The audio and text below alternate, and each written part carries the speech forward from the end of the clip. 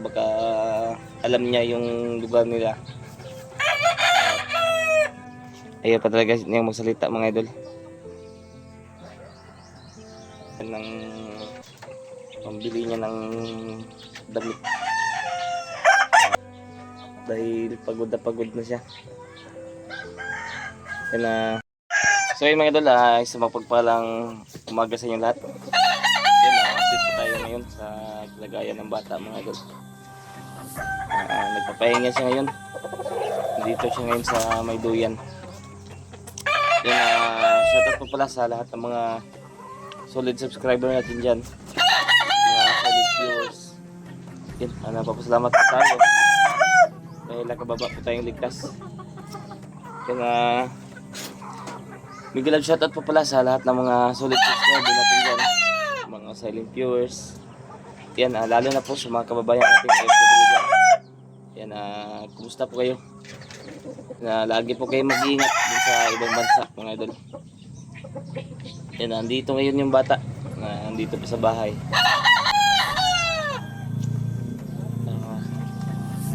Kagabi nakausap ko siya. Dito na lang muna siya. At yung mama kasi niya nasa ibang bansa. Kaya yung naiwan sa kanya na mama na lang. Kaya naisipan ko dito muna siya.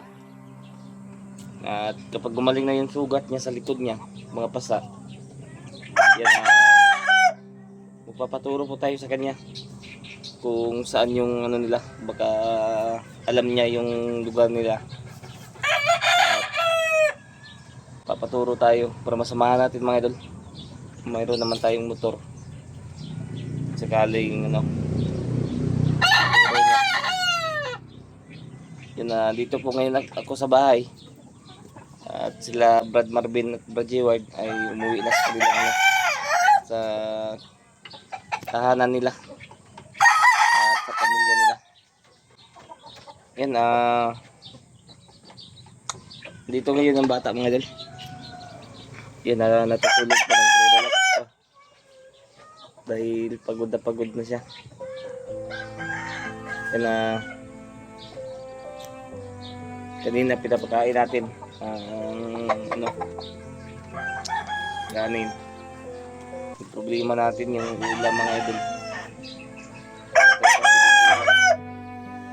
Kaya sardinas lang yung inudam niya kanina.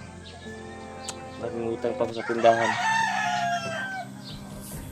Yan, naawa ko sa bata mga idol dahil wala po siyang ano, mga gamit. Yan, kung sakaling may magano dyan ng pambili niya ng damit.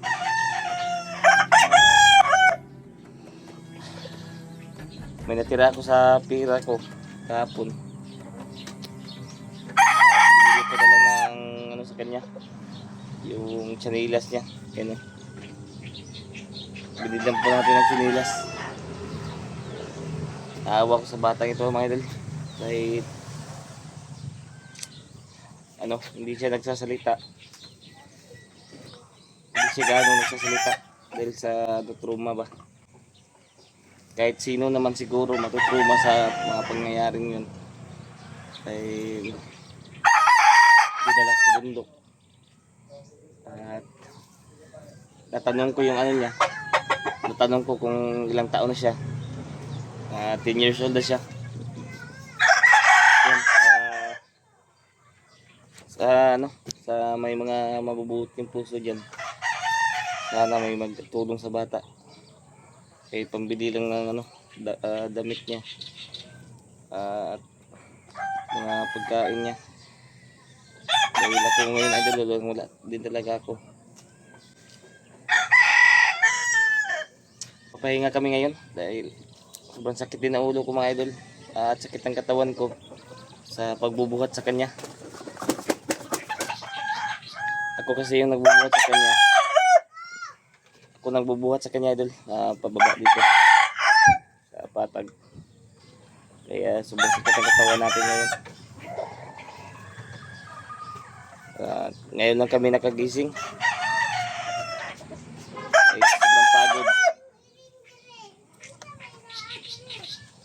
Yan pag-share po ng video na ito mga idol para malaman ng kasamahan natin na nakababa na po tayo. Yan, nagpapasalamat po pala ako sa pagdarasal nyo, sa walang sawang suporta nyo. Yan, dito ako ngayon sa bahay. Nandito yung mga kapatid ko. Mamaya lalakad na rin sila sa sa tinitirahan nila. Ako lang kasi dito agad. Ako lang yung nakatira dito. Itong bata na ito, dito ko muna sa bahay. Kapag magsasalita na siya ng maayos, tatanungin natin kung gusto niyang mag-aral dito sa para pagkasakaling may tumulong sa kanya na magpapaaral. At ako na lang yung mag-guide sa kanya. Ako yung alaga sa kanya. Magkakaalaga lang tayo pag hindi tayo akit sa bundok. Saka dito sa bahay, natin siya. At kapag akit tayo sa bundok, muna natin sa at hindi po natin bibidyoan yung area mga idol kung saan yung bahay ni ate. Mahirap na, baka masundan ng mga kalaban natin. Mas mabuti na yung nakasigurado tayo na ligtas yung bata na ito. Baka ibalik pa sa at madami pa yung ko. Yan na, mamaya kontakin ko sila Brad kung hindi ba sila busy, papuntahin ko dito. Ay sana may sa amin mga idol na bili lang ng bata dito.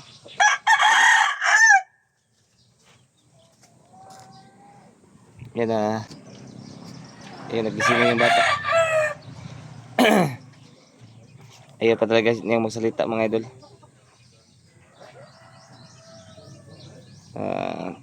Dahil talaga ito sa ang tawag yan sa trauma ba, galing po sa trauma, kaya hindi po siya nagsasalita.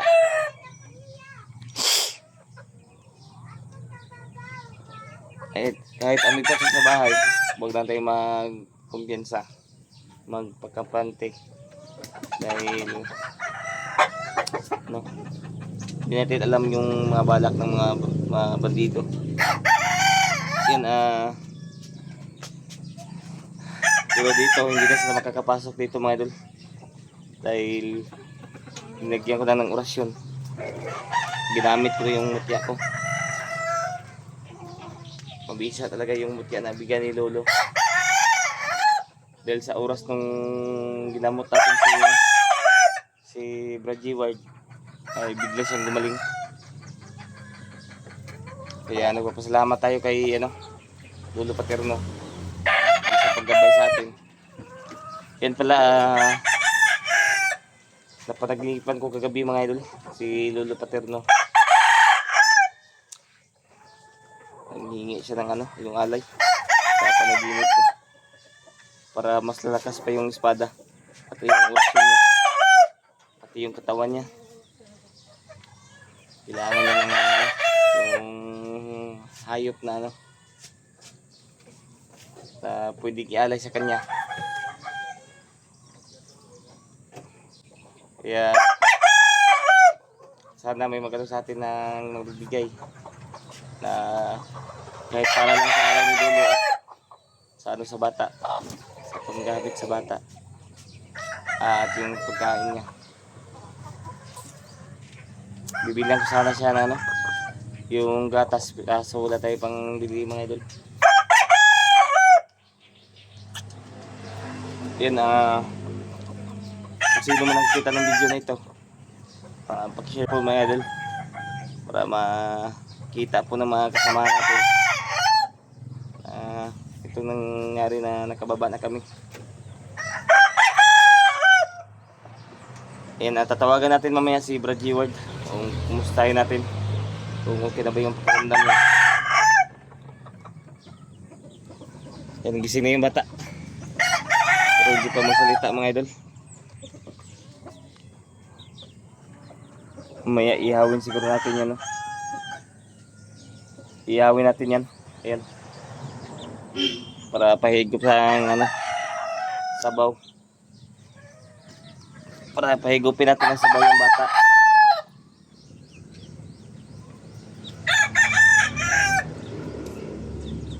Pahigupin natin ang sabaw yung bata para lalo sa lumakas. Yung problema na namin dito na yun ay kunti lang yung ano namin, yung bigas na inutang kahapon. Kaya sana may magano sa bata ang pagkain namin at yung pang damit niya.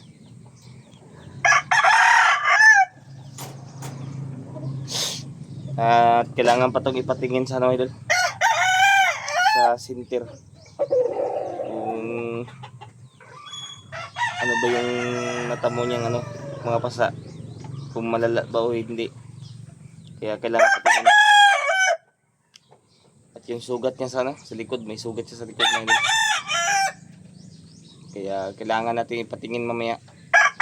Hanap tayo ng ano, ang panggas natin sa motor. Lalo na ngayon na sobrang mahal ng ano, ang mga bilihin. At sobrang mahal ngayon ng gas ng motor mga idol. Kaya nahihirapan tayo sa pag ano, hanap ng ano, para pang ano natin gas. Okay ka na? Hindi pa talaga siya sasalita. Sakit pa ba yung likod mo? Ha? Sakit pa yung likod niya idol.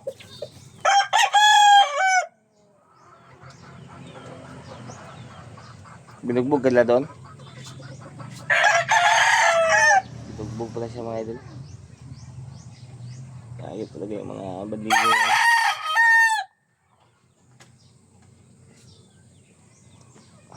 Hayaan mo kay kung may makakita ng video na ito, matulungan kanila.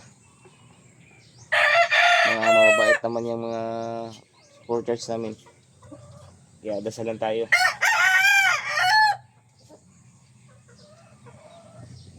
Yan, mamaya punta kami sa center. May mag-ano sa amin mga idol, para matingin tong sugat niya at pasa. Mahirap talaga pag nahuli ka ng mga bandido. Kawawa ka talaga doon sa bundok mga idol. Nakita nyo naman kapag kami din nahuli, kawawa talaga kami. Lalo na yung mga bata na wala pa masyadong lakas. Kawawa talaga doon. Sobrang sakit ng ulo ko ngayon mga idol. Para tayong lalagtatin.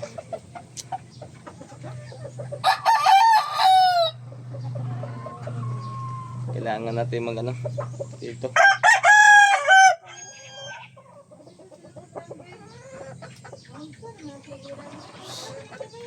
Dasalan tayo palagi. At may idol, kukontakin natin sila Brad Marvin. Mustahin natin. At para matulungan nila ako dito sa bata. Matulungan nila ako mag-ano, punta sa center.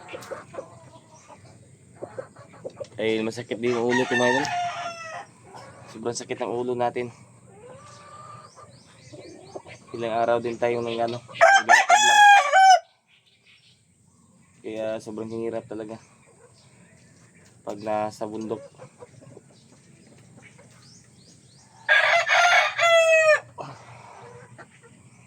Yun,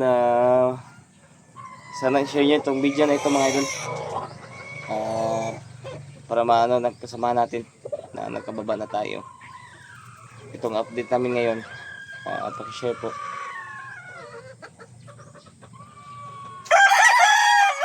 Yan, hanggang dito muna yung video natin mga idol. Ayun, maraming salamat po sa inyo. Yan, kaya nasabi ko kanina, sana may magkano sa bata. Makatulong kahit kunti lang. Yan, bigyan love shoutout sa inyo lahat. Maraming salamat po sa panonood nyo. Dito muna yung video natin. At update lang ko mamaya kung pupunta sila Brad Marvin dito. Yan, love you sa inyo lahat mga idol.